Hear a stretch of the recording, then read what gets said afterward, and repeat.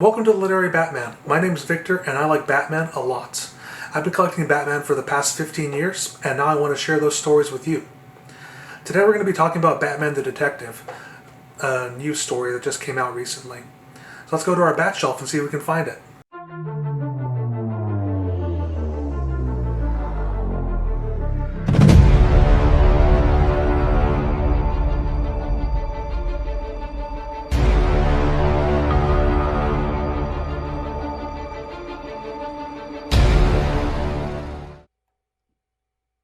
From the Mind of Tom Taylor is a middling limited series that fails to illustrate a decent concept and doesn't live up to its name, Batman the Detective. Despite the truly awful writing of this book, it is still worth a read for the art of Andy Kubert, who brilliantly captures the inner turmoil of Batman and sets him in a spiraling environment with fantastic looking supporting characters. I knew something was wrong about this writing from the first page, second panel, where it announces that the plane that we're seeing is Wayne Airlines Flight 89, flying from Gotham to London. Pause here and remember, Bruce's father was a doctor, and his mother was a philanthropist. Why would they have time or inclination to start an airline? I know we're supposed to believe that the Waynes have their hands in a lot of pies in Gotham, but just think about airlines today and how difficult they have been to run on from an operational standpoint. I just don't see an airline as being part of the Wayne Empire. I doubt it's ever been mentioned before in Batman, and if it was probably met with as much derision as I am now exhibiting. With this small detail, I am already soured on Tom Taylor's Batman writing ability. Let's move on. Tom Taylor makes a big deal of Batman moping around since Alfred is dead and he has no family left in his cave. He packs a suitcase and appears to leave the manor for good.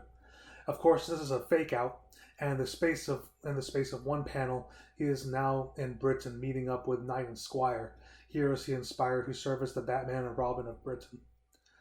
Let's take a moment to admire the costume that only Andy Kubert could create. It's the typical gray uniform and black cowl that Batman wears in this modern era, but it has a jacket with wide lapels that turns into a cape, and he wears goggles. This is a beautiful design that makes the character feel more modern. He is carrying the same suitcases as he was in the last panel as Bruce Wayne, so I can only assume that Bruce rode a fire pole down to Britain and magically placed his costume on. To the bat pole!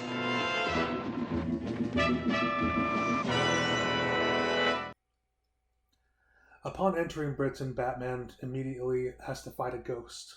I really think this is a callback to Warren Ellis's Moon Knight series, which drummed up incredible excitement in its solicitation by merely stating that in that issue Moon Knight punches ghosts. The villain of the story is Equilibrium. She and her band of henchmen dress up in white Batman outfits and kill people that Batman has saved. Throughout the story, Batman chases them and tries to stop the spread of violence. With the number of buildings they've set on fire and parties they've crashed and killed, you would think that Batman has saved half of Britain, which makes sense perfectly, because he operates out of the USA. Batman catches up to Henry Ducard, his old mentor, who offers to help, but of course Batman being Batman refuses any help. Ducard represents the idea that you should have a whole network of assistants in crime fighting in order to be effective. Batman is the opposite and tries not to endanger anyone else and do everything himself. After failing a few times and Ducard being hospitalized by Equilibrium, Batman decides to employ his arsenal, a roving Batcave on wheels, not unlike the one Jim Gordon uses in Super Heavy, a much better Batman arc. He also activates the European Alliance of the Bats. This concept is too silly to ignore.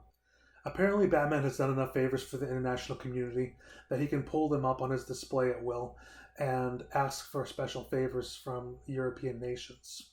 And having all this power, he uses it to avoid customs at the France-Belgium border. Batman finds Equilibrium, puts her henchmen away, she breaks them out, and we're ready for our final act. The fact that it was so easy for her to free her henchmen makes the act of freeing them just wasted space in the comic. Maybe that was the intention. At this point, my hardcover had an error, where it puts the last page of the issue next. This isn't Tom Taylor's fault, but it was kind of jarring, and I would like that one missing page of my story back, please. This is Tom Taylor's fault. If Batman was calling on an extensive European alliance of the Bat for assistance, why is it the US general who gives him what he needs? Why is he even on this call? Anyway, Equilibrium has drones that were bought from the US military that have the power to decimate London, because Batman saved all of London at some point, so it all has to die.